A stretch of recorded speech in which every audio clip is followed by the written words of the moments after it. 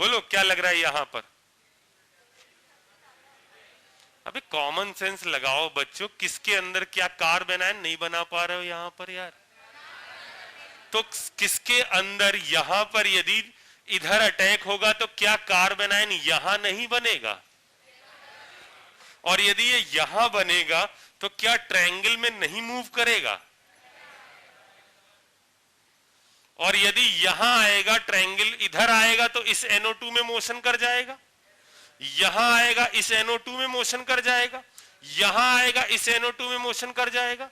तो इस जगह पर तो कार्ब एनायन सबसे भयंकर स्टेबल हो जाएगा, यानी रिएक्शन का रेट यहां पर सबसे ज्यादा होगा। और मैं बताऊं आपको कि इसका फर्क कहां पड़ेगा पता है? यदि आप इस पर वाटर की रिएक्शन कराओ, वाटर एक न्यूक्लियोफाइल है, वाटर की रिएक्शन कराओ इस पे और इस पर, तो चूंकि यहां पर रिएक्शन बहुत आराम से हो सकती है, यह रिएक्शन रूम टेंपरेचर पर ही हो जाती है, क्योंकि यहां पर न्यूक्लियोफाइल इस पर आराम से हिट कर जाएगा। क्यों आराम से हिट कर जाएगा? क्योंकि इस रिएक्शन की स्पीड कैसी है? ज्यादा तेज। यानी इस पर यदि आप वाटर की रिएक्शन करा दो तो यहां रूम टेंपरेचर पर ही बन जाएगा कौन सा एसिड? Picric acid. यहां पर रूम टेंपरेचर पर ही बन जाएगा पिक्रिक एसिड। आप समझ रहे हैं क्वेश्चन कैसे पूछ लेंगे वो आपसे? यहां NO2, यहां NO2, रूम टेंपरेचर पर ही बन जाएगा पिक्रिक एसिड, जबकि यहां हीट देनी पड़ेगी तब जाकर ये Cl हटेगा, यहां और ज्यादा हीट देनी पड़ेगी तब जाकर Cl हटेगा, और इधर नॉर्मल कंडीशन में कोई रिएक्शन नहीं हो पाएगी, ये Cl ऐसे नहीं हट सकता।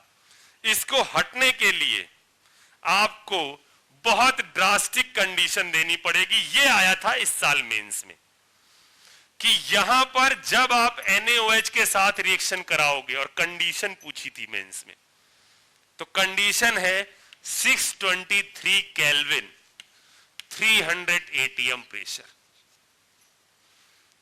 इस भयंकर कंडीशन पर यह Cl हटकर यहां पर OH आ सकता है, नॉर्मली नो रिएक्शन। तो पूछा था कि 4 ऑप्शन में ये बताओ ये क्या है?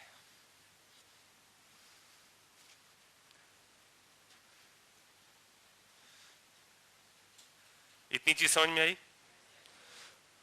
देखिएगा जरा सा, मैंने कहा आप मुझे बताओ जरा सा कि हमारे पास इधर है Cl, इधर है F, इधर है NO2, ठीक? और मैं आपसे कह रहा हूं कि इस पर अटैक कराओ न्यूक्लियोफाइल का। अब आपके पास 2 ऑप्शन है। एक ऑप्शन यह है कि आप फ्लोरीन हटाकर यहां न्यूक्लियोफाइल लगा दें, एक ऑप्शन यह है कि क्लोरीन हटाकर यहां न्यूक्लियोफाइल लगा दें। हटाया किसको जाए, फ्लोरीन या क्लोरीन? सब दोनों में ई नहीं आ रहा है, इसलिए कुछ समझ में नहीं आ रहा है। हाँ, किसको हटाया जाए? अच्छा, इसको हटाकर यहां कर देते हैं, इधर F कर देते हैं, इधर Cl कर देते हैं। अब किसको हटाया जाए? फ्लोरीन। फ्लोरीन लगा है या क्लोरीन लगा है इससे मतलब नहीं है। अगर जो लोग पकड़ पा रहे होंगे वो कॉमन सेंस से समझ गए होंगे कि जब ये हटेगा तो माइनस इधर आएगा, और जब ये हटेगा तो माइनस इधर आएगा। जो ट्रायंगल में ऐसे घूमेगा, ये हटने पर माइनस इधर आएगा, जो NO2 के भयंकर माइनस M इफेक्ट से क्या हो जाएगा? स्टेबल हो जाएगा। इसलिए इन दोनों में किसको हटाया जाएगा? इस वाले फ्लोरीन को हटाया जाएगा। बात समझ में आ गई? जरा से रजिस्टर वो खोलिए, जरा सा बुकलेट पहले, फिर देखिएगा इसको।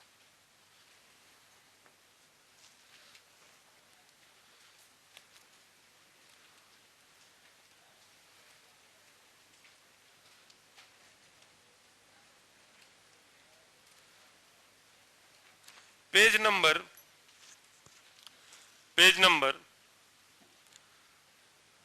20 पर पहुंचिए।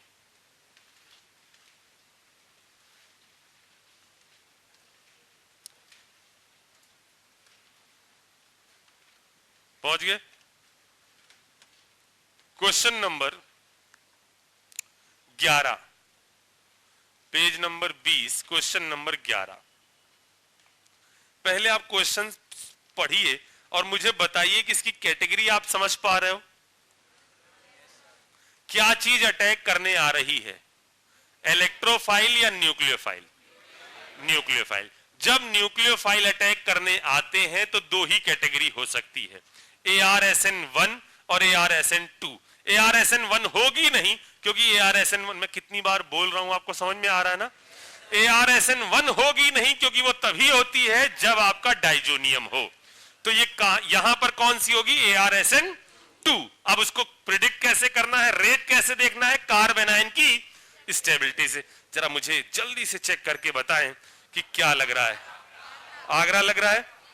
मैं एक बार देख लूं। आगरा है आपका थर्ड, आपने सबसे अच्छा बोला।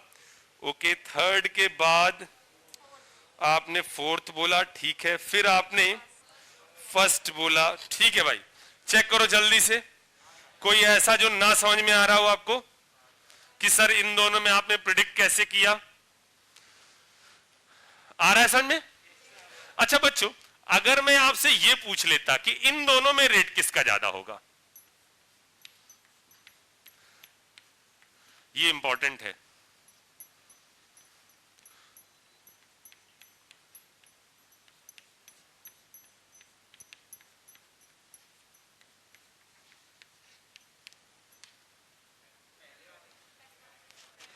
इन दोनों में किसका रेट ज्यादा होगा? नो डाउट, रेट जो ज्यादा होगा वो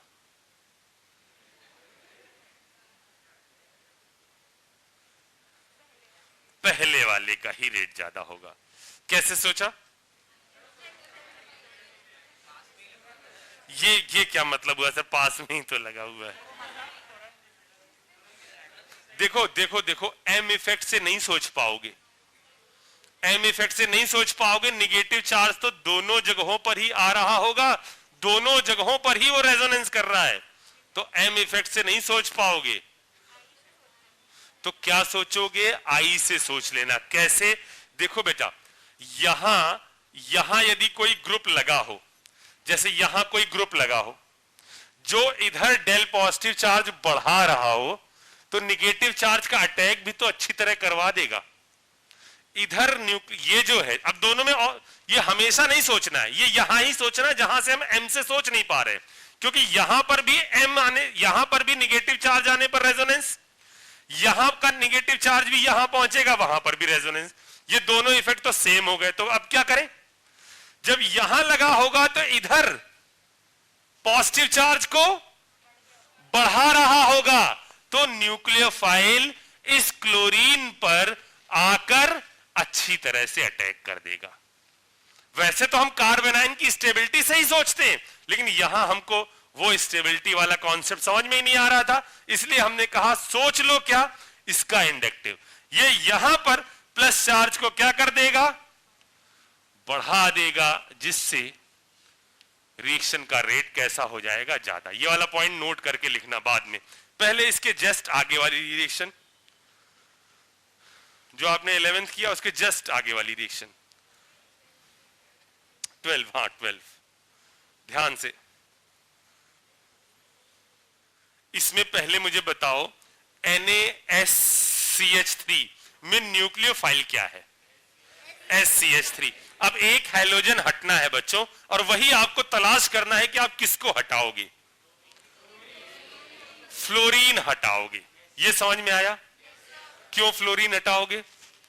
क्योंकि निगेटिव चार्ज उसके बाद पहुंच जाएगा अब आने लगा होगा बच्चों, ठीक है, क्योंकि निगेटिव चार्ज, मैंने कहा थोड़ा पेशेंस रखो, अब पहले ही मुंह बना लिया ना, शुरुआत हुई वो अटैक, उसी में ही अरे यार समझ में कम आ रहा है, तो फिर गए, फिर तो नहीं आने वाला। लेकिन आप फाइट मारते रहोगे तो अब तक इतना टाइम तो देना पड़ेगा ना थोड़ा सा, इतनी फाइट मारोगे तो अब चिल हो गया होगा कि हाँ कुछ नहीं है, सिर्फ ये देखना है किसको हटाना है और किसकी जगह पर अटैक कराना है। अब आप अच्छी तरह से नोट कर लो, इसके अंदर नोट करके एक पॉइंट लिखिएगा जो सिर्फ ArSN2 रिएक्शन के लिए वैलिड है, और वो नोट ये है कि यदि हमने यहां फ्लोरीन ले लिया, NO2 ले लिया, क्लोरीन,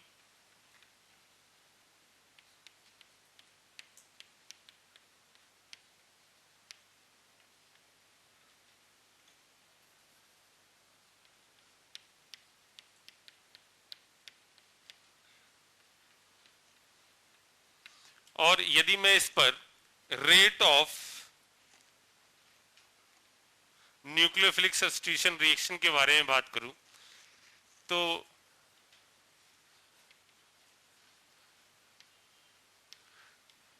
का जो ऑर्डर होता है वो इनमें रिलेटिव रेट होता है 600:1:0.6 और 0.2।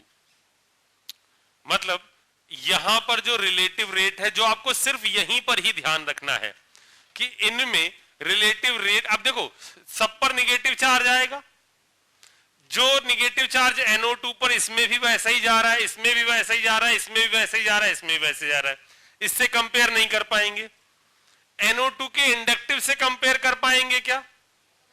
नहीं कंपेयर कर पाएंगे। तो क्या होगा, यहां पर हम देखेंगे किससे, और वो सिर्फ यहीं पर ही देखना है, फ्लोरीन इधर डेल पॉजिटिव चार्ज बढ़ाएगी, न्यूक्लियोफाइल इस पर तेजी से अटैक करेगा, इसकी तुलना में, इसकी तुलना में, इसकी तुलना में। इसीलिए जो रेट का ऑर्डर है वो 600:1:0.6 और 0.2 ये ऑर्डर फॉलो होता है। जल्दी से इसको भी टिप्स, भगवान के लिए टिप्स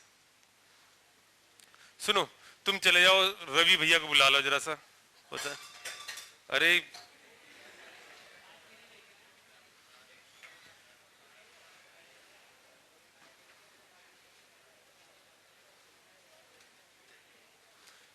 चलो,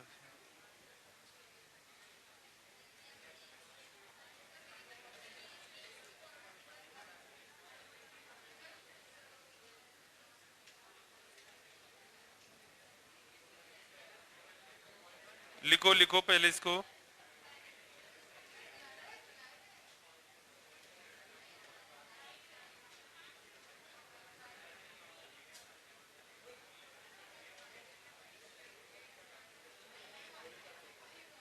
लिख लिया बच्चों? बोलो यार, लिख लिया ना? चलो फिर एक आध क्वेश्चन लगाओ। दत्तो रवि भैया आ रहे दत्तो। मैं सोच रहा हूँ कि कुछ नई रिएक्शन बताने से पहले इन वालों को एक बार कुछ क्वेश्चन इस पर करवा दूं। चलो, पहली वाली रिएक्शन में क्या आप मुझे बता सकते हो कि यहां पर क्या हो रहा होगा? पढ़िए जरा सा सारी चीजें, एक एक ऑप्शन अच्छी तरीके से।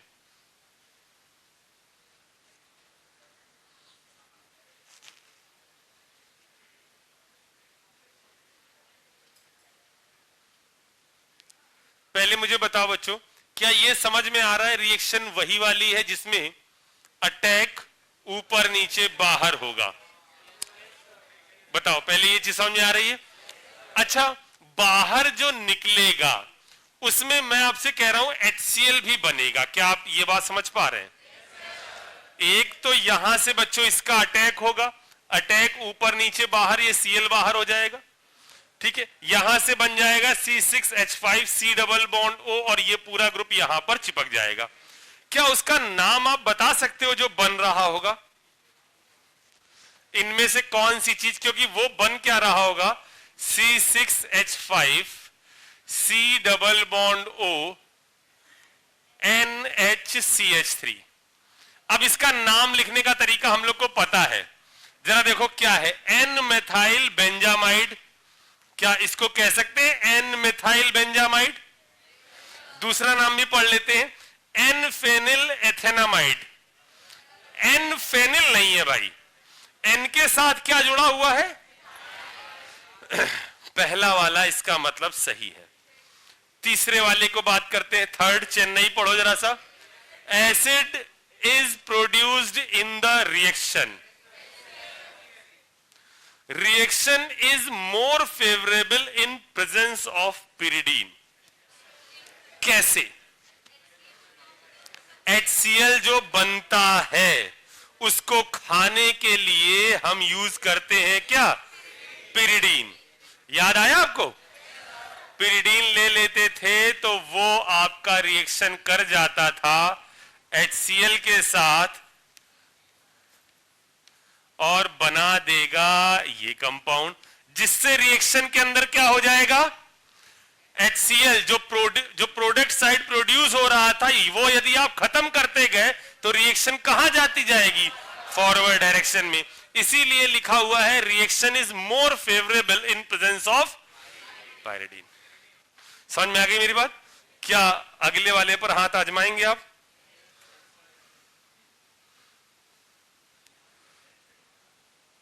अगला चेक करो बच्चों।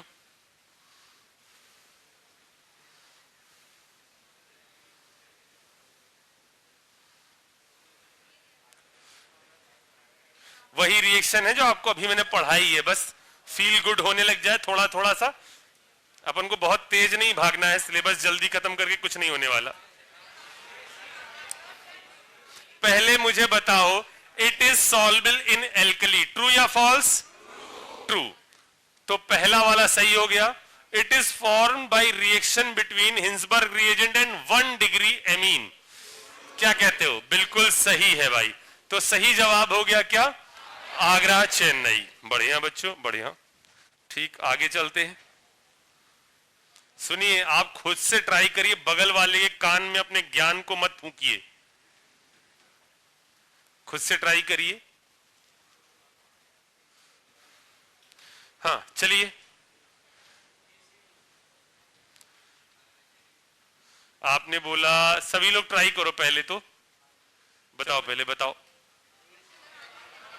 आगरा, चेन्नई, दिल्ली, यही बोला आपने? आगरा आपने बोला N N di ethyl benzene, बिल्कुल सही। उसके बाद आपने बोला क्या? चेन्नई इन, बिल्कुल सही। दिल्ली एसिड इज फॉर्म, बिल्कुल सही। ठीक, और आगे चले। पहले मुझे बताओ, बेंजोइल क्लोराइड, पहले ये जो ए बना ये समझ में आ रहा है? रिडक्शन हो गया यानी एनिलीन बन गया। अच्छा, बेंजोइल क्लोराइड क्या लिखोगे? ऑयल क्लोराइड कहां पर आता है? ऑयल क्लोराइड एसिड के जो क्लोराइड होते थे उसमें आता था बेंजोइल क्लोराइड। तो यहां ये जो है ये पर्टिकुलर चीज क्या होगी? C double bond O Cl। अब मुझे बताओ क्या क्या ऑप्शन आपको सही लग रहे हैं? आगरा सही लग रहा है? ठीक है, ठीक है, जरा ध्यान से, जल्दबाजी नहीं। ये सोचो कि एक भी गलत होगा तो नंबर कटेंगे, ऐसे सोचो। हाँ भाई बताओ। पहला तो लग रहा है सही भाई। दूसरा है in B one of benzene ring activated and other ring is deactivated towards electrophile. क्या लग रहा है? ये वाली रिंग जो है डीएक्टिवेटेड है और ये वाली रिंग जो है वो एक्टिवेटेड है। तो पहला भी सही लग रहा है, दूसरा भी सही लग रहा है। तीसरा क्या है? ए आपका अंडरगो फिडलक्राफ्ट एसाइलेशन रेयरली, मतलब ज्यादातर ऐसा होता है कि ये फिडलक्राफ्ट रिएक्शन देता है। क्या कहते हो? नहीं भाई, एनिलीन तो फिडलक्राफ्ट रिएक्शन नहीं देते हैं। बोलो। D, B is form by nucleophilic substitution, addition and elimination mechanism. क्या कहते हो? अटैक, ऊपर नीचे बाहर। तो सही जवाब हो गए आगरा, बॉम्बे और दिल्ली। अगला अगला वाला,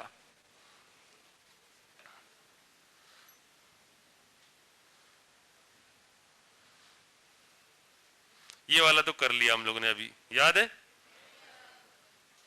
ये भी आपको नहीं करना है, ये भी नहीं करना है। कौन सा हटेगा? नीचे वाला हटेगा। बच्चों समझ में आ रहा है?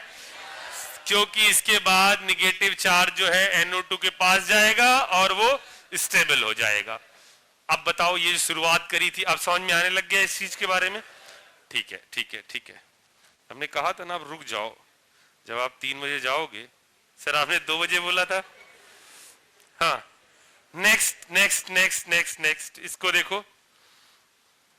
Most reactive compound, most reactive, most reactive, बोलो बच्चों। ओके ओके, हम आते हैं, इसको करो जरा सा, इस वाले को रफ में कर लीजिए, तुक्का मत मारिए कि ऊपर वाले का बॉम्बे था तो इसका बॉम्बे होना चाहिए, होगा। चलिए चेक करते हैं। पहला मिक्स्ड एसिड है बच्चों, यानी NO2 आकर जोड़ दे, इसके रिस्पेक्ट में ऑर्थो पर पैरा तो ब्लॉक है बच्चों, ये आ गया। अब क्या होगा, यहां पर रिएक्शन हो रही है CH3O Na, यानी कौन सी रिएक्शन? ArSN2। कौन सा हटाएं, ऊपर वाला या नीचे वाला? ऊपर वाला हटेगा और यहां फॉर्मेशन होगा इस कंपाउंड का। OCH3 दिया हुआ है, NO2 और Cl। अब चेक कर लो, जो भी आ रहा है सही जवाब है बॉम्बे, बॉम्बे। कोई doubt? Okay,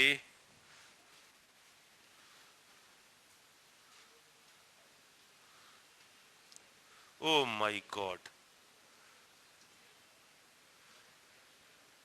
oh my God.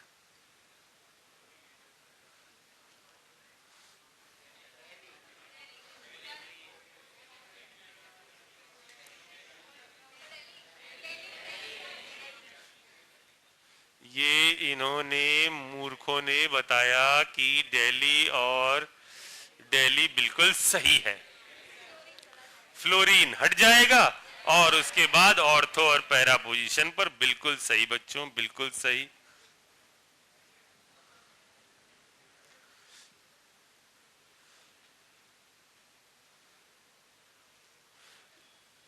इसको पहले देख लो क्वेश्चन, फिर ऑप्शन पर आता हूं मैं। पहले एक बार देख लो क्या होगा, मुझे बताओ थोड़ा सा। फिनॉल है और OH माइनस है, CO2 है, H प्लस है, क्या बनाओगे? फिनॉल है, OH माइनस है, CO2 है और H प्लस है। कहीं पढ़ी है ये रिएक्शन? कहां पढ़ी है? केमिस्ट्री में सर। केमिस्ट्री में कहां सर? ऑर्गेनिक में सर, ऑर्गेनिक में, एरोमेटिक में। और क्या ये रीमर टीमर के जस्ट बाद वाली रिएक्शन नहीं है? कोलबेज, जहां पर CCl4 लिखवाया था और CO2 लिखवाया था। चेक करिए, रजिस्टर आपके पास है, 2 मिनट लगेगा, एक बार चेक कर लो।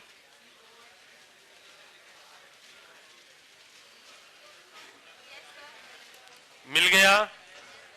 अच्छा, ये जो ड्रग है वो क्या है? क्या आप ये पकड़ पा रहे हो किसके बारे में बात चल रही है? अब 2 टाइप की ड्रग थी अपने पास, कोलबेज ने बताई थी। एक थी एस्प्रिन और एक थी आयोडेक्स। अब ये क्या है?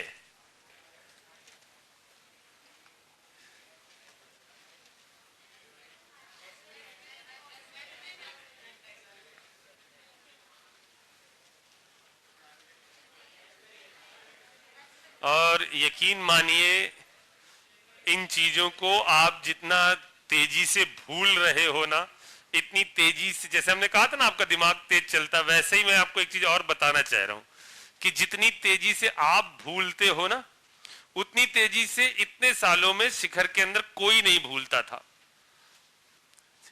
कि मतलब ऐसी चीजें भूल जाते थे कि चलो, जो आपका सॉलिड स्टेट में जो HCP के अंदर कितनी वॉइड अंदर है कितनी वॉइड बाहर है ये भूल जाते थे। ये नहीं भूलते थे कि एस्प्रिन क्या होती है और आयोडेक्स क्या होती है और फॉर्म कैसे होती है, ये नहीं भूलते थे वो, ठीक है ना। तो आप आंक लीजिए अपने आप को कि अगर मैं आपको 1 से 10 तक के स्केल पर रखूं इस वक्त, तो आपकी स्केल अभी चालू नहीं हुई है, मतलब 1 के आसपास भी नहीं हुए अभी, आप उससे पहले हो याद करने के मामले में चीजों को दिमाग में, क्योंकि अगर आपको ध्यान नहीं है तो फिर आप यहां अटैक करवा कर विद इन ए टाइम वहां पर जवाब नहीं दे पाओगे। अगर आपके लॉजिक कितने भी स्ट्रांग हो आप वहां मैकेनिज्म के थ्रू नहीं पहुंच पाओगे जब तक आपको थोड़ा आइडिया नहीं होगा कि यहां ये रिएक्शंस करती क्या है। ठीक है बच्चों, तो जरा इस पर थोड़ा वर्क करिए और फ्रीक्वेंटली शॉर्ट नोट्स को रिवाइज करिए। तो यहां पर जो कंपाउंड बनेगा,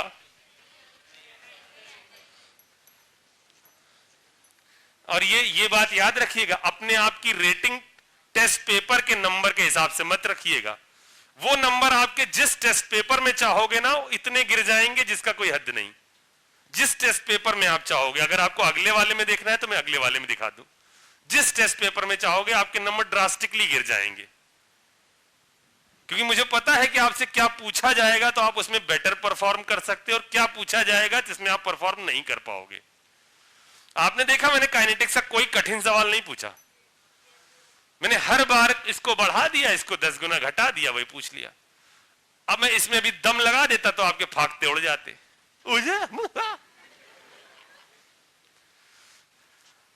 कि मैं ये चाह रहा हूं कि पहले आपका एक पूरा दिमाग में सेट हो जाए, शॉर्ट नोट से सारी चीजें आप दिमाग में अच्छी तरह बैठा लो, लेकिन आप बैठा ही नहीं रहे हो चीजों को, पता नहीं किस वक्त का इंतजार कर रहे हो। चलिए ये समझ में आ गया बच्चों, तो इसको करते चलिए। हमने कहा जैसे आपको कि हर दिन आप थोड़ा थोड़ा सा चीजों को रिवाइज करते चलें। तो इधर जो है वो पहले आपका फॉर्म हो जाएगा ये वाली चीज। क्या स्कूल वाले भी परेशान कर रहे हैं क्या? अरे यार, तो प्रैक्टिकल जब आएंगे तब लिखवा देंगे, वो अभी क्या बुलाते हैं स्कूल में?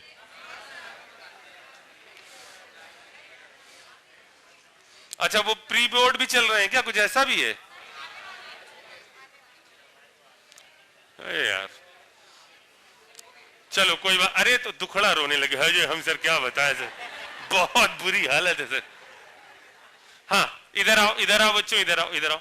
ये वाला हुआ था, इन दोनों में हमने ये करवाना था। मुझे बताओ हमने किसको चुना था इस पर अटैक कराने के लिए? जैसे मैं ये अटैक करा रहा हूं CH3 C double bond OCl, attack ऊपर नीचे बाहर कराने के लिए मैंने किसको चुना था, A को या B को? क्यों B को क्यों नहीं चुना था? क्योंकि OH वाले के लोन पेयर जो हैं वो कार्बन पर जा रहे हैं, जबकि COH के जो लोन पेयर हैं वो ऑक्सीजन पर ही जा रहे हैं, वो आराम से नहीं दिए जाएंगे और फिनॉल वाले आराम से दे दिए जाएंगे। तो इसमें होगा क्या, अटैक ऊपर नीचे बाहर, और इसका प्रोडक्ट बनेगा ये, इधर COOH और इधर OC double bond O CH3। बोलो बच्चों, ये पर्टिकुलर चीज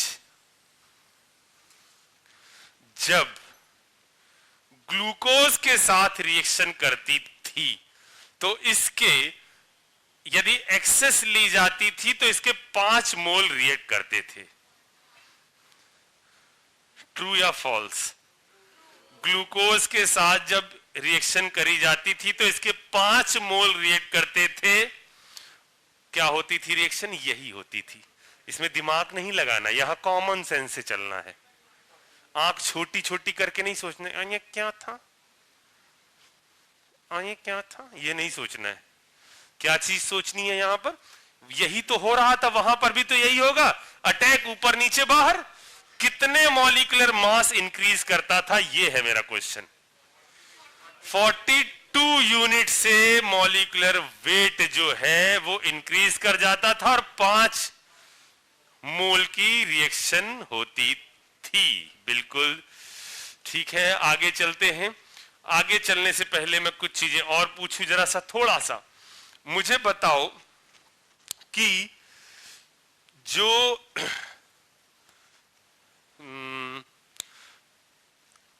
प्यूरिफिकेशन के मेथड है, उन प्यूरिफिकेशन के मेथड में जो इलेक्ट्रोलिटिक रिफाइनिंग है उसके अंदर गोल्ड और सिल्वर की इंप्योरिटी जो है वो कैथोड मड में मिलती है। ट्रू या फॉल्स? कहां मिलती है? एनोड मड में। याद है? याद है? याद। स्टार्च की गोल्ड नंबर मिनिमम होती है। शांति बनाए रखें।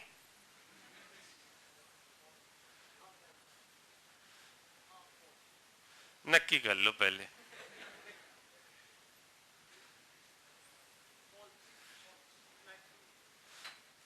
क्या चीज? क्वेश्चन क्या था मेरा? तो तुम क्या कह रहे हो? स्टार्च की गोल्ड नंबर कैसी होती है? मैक्सिमम। ठीक है ना?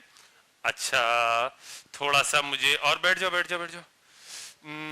तुम खड़े जाओ, खड़े जाओ, किनारे किनारे। अरे यार, इधर।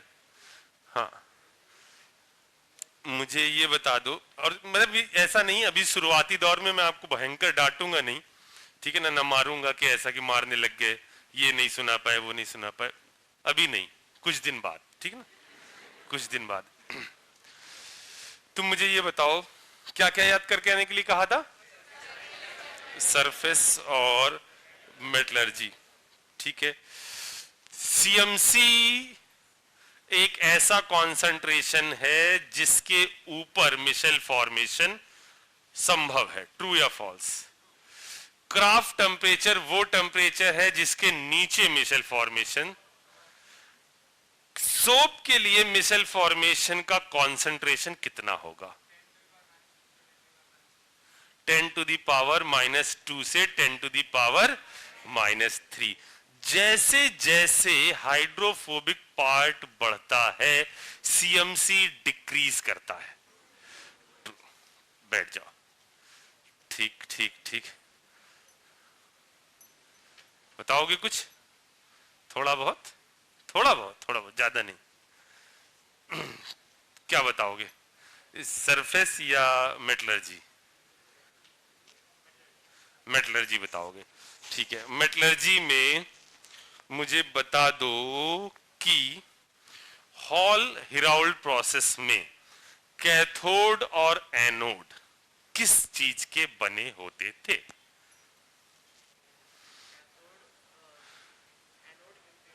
आप बगल वाले के कान में अपना ज्ञान मत फूंकिए, मुझे पता है। हाँ, हाँ, कैथोड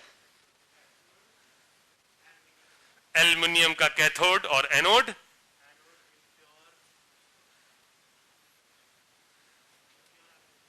इम्प्योर आर्गन का।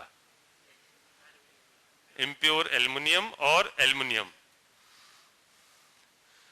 और बनाना क्या है अपने को? एल्युमिनियम ही बनाना है।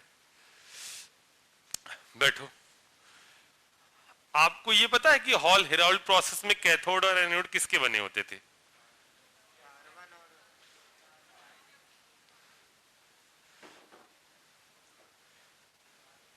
एक तो वो इलेक्ट्रोड जो पिचिन्ने हो जाते थे, हो जाने का खतरा रहता था, वो किसके होते थे? कार्बन के। और जो आपका दूसरा होता था, यानी जो कैथोड होता था, वो किसका बना होता था? वो होता था आपका कार्बन का ही। दोनों ही कार्बन के होते थे। यहां ग्रेफाइट, और दूसरे में स्टील लाइनिंग के अंदर हमने ग्रेफाइट लगा रखा था। ये मैं बात कर रहा हूं हॉल हेराल्ड प्रोसेस के बारे में, यानी जहां पर रिडक्शन ऑफ एल्युमिना करवा रहे थे, वहां देखिए उसमें हमने क्या लिखा हुआ है? Steel lining electrode.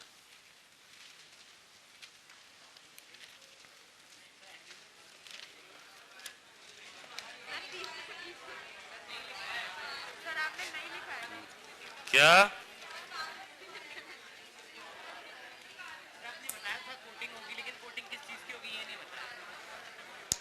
कोटिंग नहीं लिखवाई थी क्या यहां पर? ये काला काला बनाया तो है, देखो लिखा हुआ है इसने, ये देखो स्टील टैंक और ग्रेफाइट एनोड। इसको सपना आया है क्या?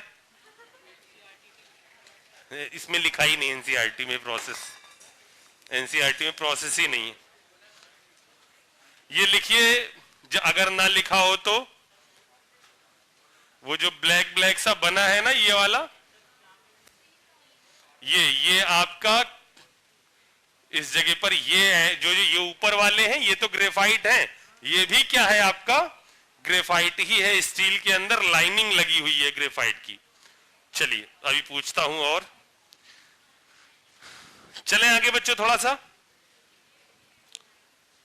ओ माय गॉड, ये जरा चेक करिए 21 चेक करिए बच्चों, 21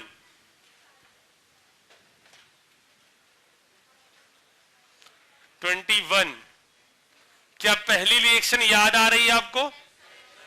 पहली रिएक्शन कौन सी रिएक्शन है? First reaction 21 pungent smell, isocyanide test. पहली क्या है? Isocyanide test. क्या बनेगा बच्चों? Pungent smell. ये कंपाउंड क्या बनेगा बच्चों? ये बहुत आसान है, बहुत आसान अगर पढ़ा जाए तो, वरना तो मुश्किल है। पढ़ा जाए तो बहुत आसान, तो जरा सा ध्यान लगाइए और इसको करते चलिए। पहले बनेगा एनसी। अच्छा CN होता है तो हाइड्रोलिसिस में क्या बन जाता है ये हमको पता है। C जैसे मान लीजिए मैंने आपसे कहा होता कि बच्चों यहां पर साइनाइड है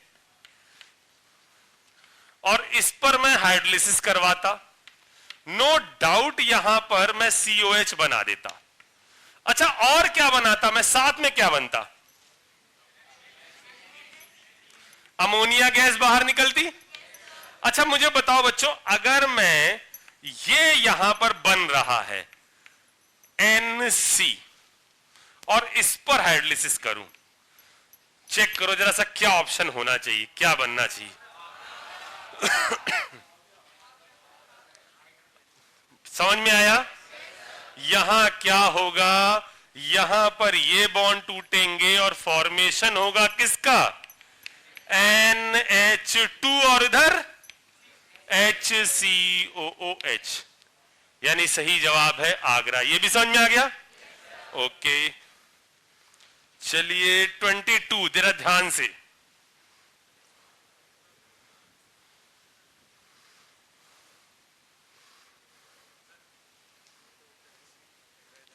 जो शाम को ये थोड़ा दूंगा। हाँ चेक करो जल्दी से, ध्यान से जरा सा, क्योंकि ये डायरेक्ट नहीं है, थोड़ा सा दिमाग इसमें लगाना पड़ेगा। ये रिएक्शन कौन सी कैटेगरी को बिलोंग कर रही है? AR। अच्छा SN1 है बच्चों, तो SN1 है तो रिएक्शन का ऑर्डर कितना है? फर्स्ट ऑर्डर है। ARSN1 का मतलब क्या होता है? First order reaction. ARSN2 का मतलब सेकंड। अच्छा इसका यदि ऑर्डर फर्स्ट ऑर्डर रिएक्शन है तो इसके अंदर रेट का एक्सप्रेशन कैसे लिखोगे? K टाइम्स किसी का कॉन्सेंट्रेशन लिखना है तो RDS में क्या इन्वॉल्व है?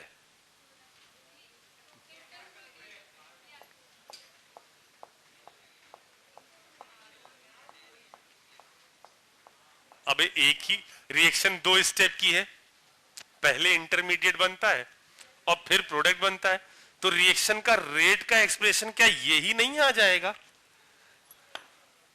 यही नहीं आ जाएगा? Rate equal to K times pH और N, यही तो होगा। सिर्फ इसका कॉन्सेंट्रेशन, डाइजोनियम का कॉन्सेंट्रेशन, अरे यार यही होगा। अच्छा अब क्या कहा गया है? Rate of reaction depend on Y minus. क्या यदि ये रिएक्शन फर्स्ट ऑर्डर की है तो y का कोई भी टर्म आएगा क्या? पहले बताओ, इसकी एक्सप्रेशन ये लिख दी मैंने, समझ में आया? क्योंकि पहली स्टेप ही आरडीएस है और रिएक्शन के लिए यदि जो स्लो स्टेप होती है उसी के हिसाब से rate equal to k times into initial concentration, तो वो जो वैल्यू है वो तो यही आ जाएगी। क्या ये आपका कॉन्सेंट्रेशन y पर डिपेंड कर रही है क्या, रिएक्शन का रेट? नहीं। N2 सेकेंड देखो, N2 is bad leaving group, false है भैया, गुड लीविंग ग्रुप है। तीसरा पढ़िए, इट इज यूनिमोलिकुलर रिएक्शन। अब मॉलिक्यूलरिटी कैसे डिफाइंड होती थी? अगर अब मॉलिक्यूलरिटी, अब ये आ गया, फिर से देखिए, ऑर्गेनिक में ऐड किया गया है काइनेटिक्स। अब यूनिमोलिकुलर या बाईमोलिकुलर, अब पहले यहां कॉन्सेप्ट पता होना चाहिए कि मॉलिक्यूलरिटी क्या बला होती थी। तो मॉलिक्यूलरिटी क्या होता था? किसी भी पहले तो डिफाइंड होती थी for elementary reactions only, defined होती थी फॉर एलिमेंट्री रिएक्शन, यानी जो रिएक्शन एक स्टेप में होती है उसके लिए। और मैंने आपको वहां कहा था कि यदि आपसे कोई रिएक्शन कॉम्प्लेक्स हो रही हो, एक से ज्यादा स्टेप में हो रही हो, और कोई आपसे पूछ ले इसकी मॉलिक्यूलरिटी बताइए, तो आपको क्या करना पड़ता था? उसकी आरडीएस जाकर चेक करिए, उसकी मॉलिक्यूलरिटी को आप रिएक्शन की मॉलिक्यूलरिटी कह सकते हैं। यहां रिएक्शन की आरडीएस क्या है? फर्स्ट स्टेप, उसमें रिएक्टेंट में कितने मॉलिक्यूल इन्वॉल्व हैं? रिएक्टेंट साइड में फर्स्ट स्टेप में कितने इन्वॉल्व हैं? 2 या 1? अरे फर्स्ट स्टेप में 2 कैसे इन्वॉल्व हो गए? फर्स्ट स्टेप में 2 कैसे इन्वॉल्व हो गए? डाइजोनियम टूटा तब इंटरमीडिएट बना और इंटरमीडिएट पर न्यूक्लियोफाइल ने अटैक किया ना, तो फर्स्ट स्टेप में 2 कैसे हो गए? एक वहां लिखा हुआ है कि एक ही चीज है और वही आरडीएस है, तो 2 कैसे हो गई चीजें? यार भाई साहब, मैं कह रहा हूं कि यहां अभी तक क्या चीजें चल रही थी, यहीं से तो शुरुआत हुई ना। ये लिया गया, पहले ये टूटा, ये बना, N2 बना, HCl निकला, यही स्टेप 1 लिखी थी मैंने। इसके बाद स्टेप 2 हुई, यही रिएक्शन की क्या लिखी थी मैंने? आरडीएस। इसके बाद सेकंड स्टेप हुई, सेकंड स्टेप में इस जगह पर आकर एक न्यूक्लियोफाइल टकराया, प्रोडक्ट बन गया। इसके अंदर यदि हम पूछें कि कितनी स्टेप की प्रोसेस है, 2 स्टेप की प्रोसेस है, आरडीएस पहली वाली स्टेप है, और यदि कहीं पर एक से ज्यादा स्टेप चलती है तो रिएक्शन की मॉलिक्यूलरिटी उस जगह से बताई जाती है जो स्लोएस्ट स्टेप होती है। तो इसके अंदर कितने मॉलिक्यूल हैं जो पार्टिसिपेट कर रहे हैं? 2। वाओ, एक गधा। तो इतनी देर से 2 क्यों हो रहा था? अरे समझ में आया बे? नेक्स्ट क्या हो गया? इसका आंसर क्या आ गया फिर? पहला, rate of reaction depend on Y, गलत है। N2 is bad leaving group, गलत है। इट इज यूनिमोलिकुलर रिएक्शन, सही है। ओके,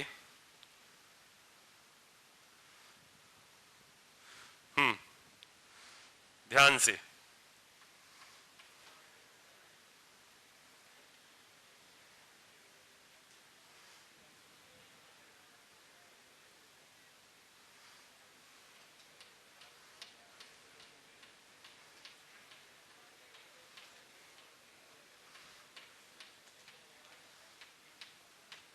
अब तो दिख रहा है, बड़ा कर दिया।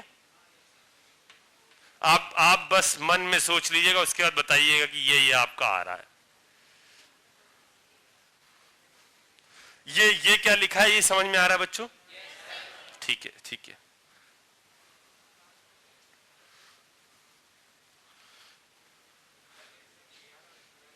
Same same same same. पहला लिखा है मैकेनिज्म, पहले ये समझ में आया बच्चों रिएक्शन कौन से क्लास को बिलोंग कर रही है? ArSN2। अच्छा, पहला लिखा हुआ है फर्स्ट स्टेटमेंट पे के क्या कमेंट करना चाहते हो? पहला तो सही है कि गलत है?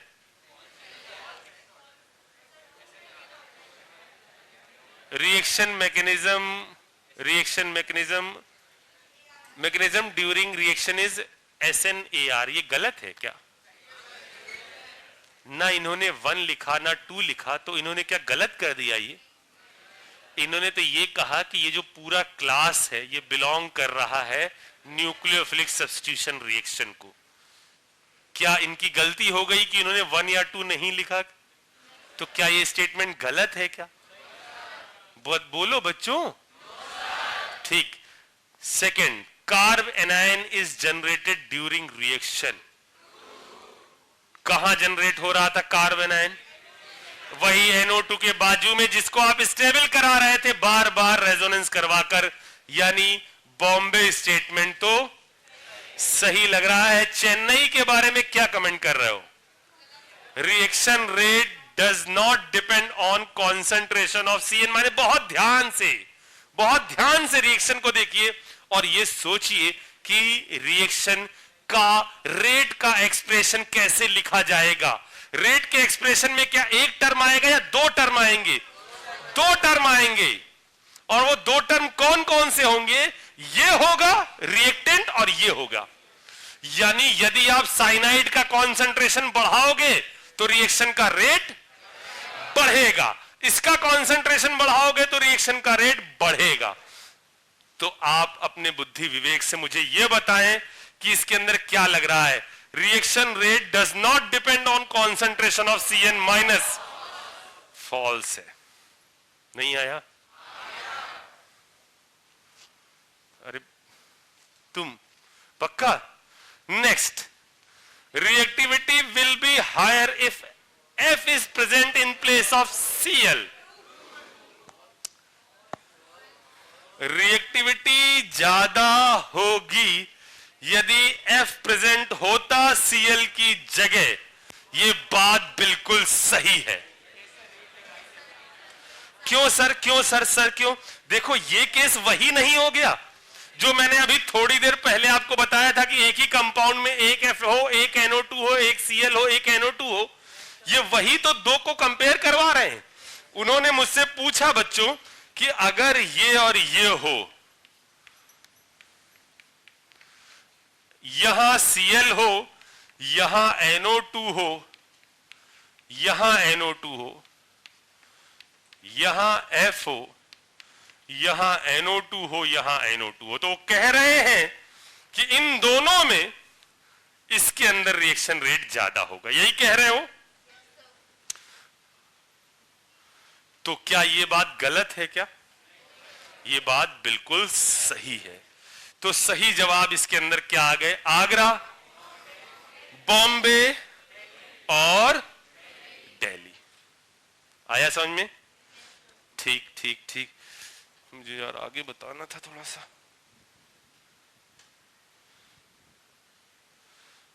Okay, next question.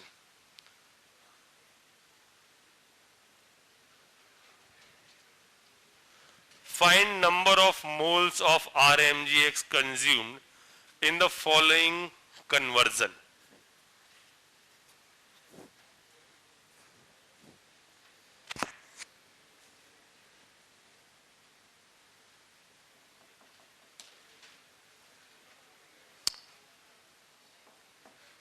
सोच के जल्दी हाथ उठा दीजिए नंबर के साथ कि कितने आ रहे हैं इंटीजर टाइप में इसमें आपके।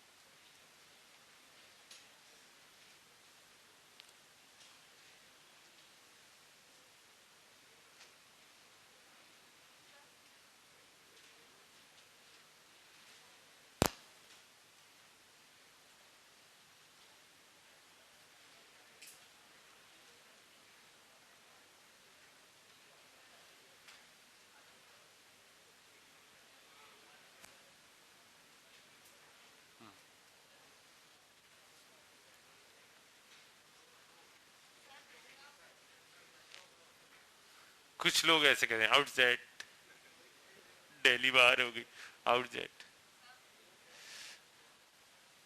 कुछ कह रहे हैं दो, दो, एक, दो।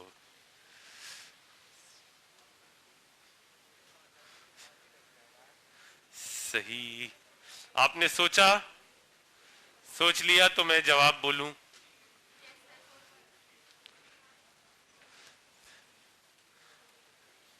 किसी का पॉइंट में आ रहा हो, पॉइंट में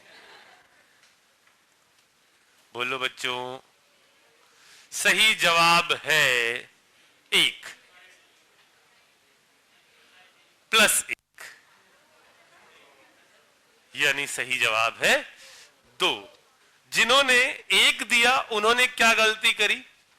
वो ये भूल गए कि यहां फिनॉल पर एक OH लगा है जिसमें ग्रिग्नार्ड का एक मोल कंज्यूम होगा।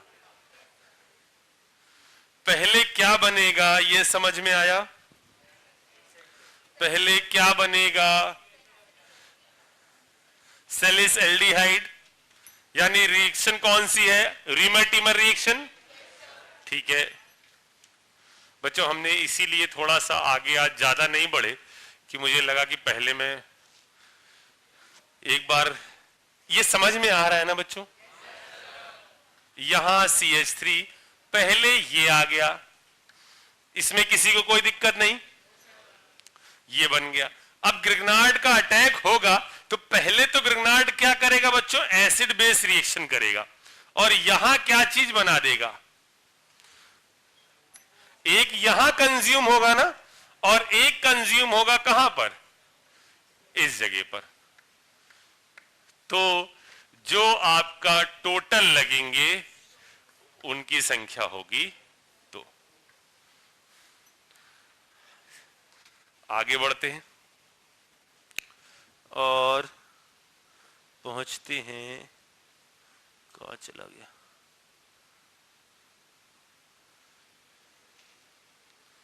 अगला देखो,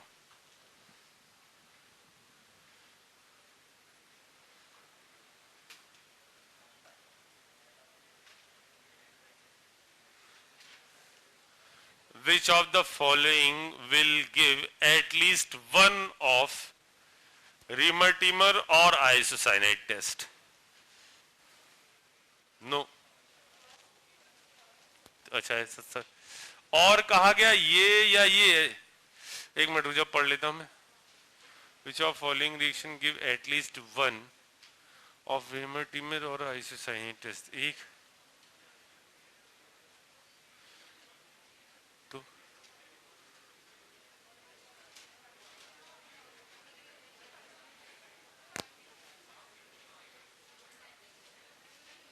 सही कह रहा हो,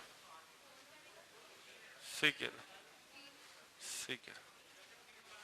ठीक है, ठीक है, सही जवाब है 3। इतना ही टाइम लगना चाहिए बच्चों, इतना ही टाइम लगना चाहिए। और बच्चों यकीन मानो, आप जिनको जो भी जवाब दे पा रहे हैं उनको लग रहा होगा कि ये चीज इतनी कठिन नहीं है। अगर थोड़ा सा ध्यान लगाया जाए कि RT रिएक्शन किसके साथ होती थी, तो फिनॉल के साथ होती थी। क्या ये फिनॉल है क्या?